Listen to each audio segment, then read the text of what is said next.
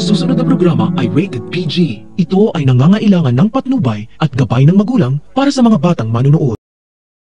Isinusumpa ni Joanna na gagawin niya ang lahat para masira ang tiwala ni Lola Aurea kay Ina, para ang lola na niya mismo ang magpapalaya sa pinakamatindi niyang kalaban.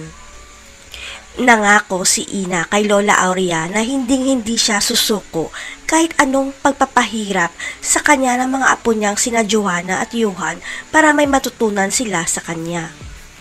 Kaya hindi nilaglag ni Ina si Joanna kay Lola Aurea sa paninira nila sa restaurant dahil ayaw na ni Ina na madagdagan pa ang stress ni Lola Aurea sa mga apo niya. Pero tuloy pa rin si Joanna sa misyon niya na masira si Ina kay Lola Aurea, kaya sinabotahin niya ang mga nilutong pagkain ni Ina para sa food tasting ni Lola Aurea. Excited pa si Lola Aurea para sa food tasting ng restaurant niya, kaya sinama na rin niya ang mga kaibigan niya, pero hindi inasahan ni Ina na palpak ang food tasting niya.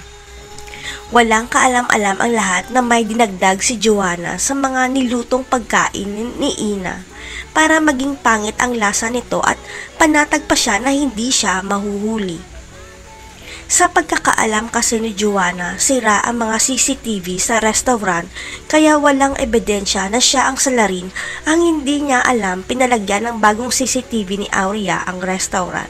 Nang nagdesisyon si Aurea na ipamanage kay Ina ang isa sa mga branch niya, pinalitan niya kaagad kay Edwin ang CCTV camera para mabantayan ang mga apo niya. Kaya bumalik ang karma kay Joanna dahil nahuli sa CCTV camera ang ginawa niyang pananabutay sa kusina, kaya palpak ang plano niya na masira si Ina kay Aurea.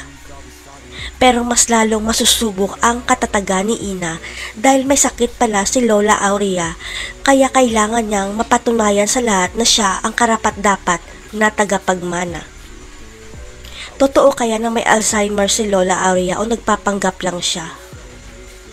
Makukonsensya na kaya si Johan dahil kakampi na siya kay Ina? Abangan.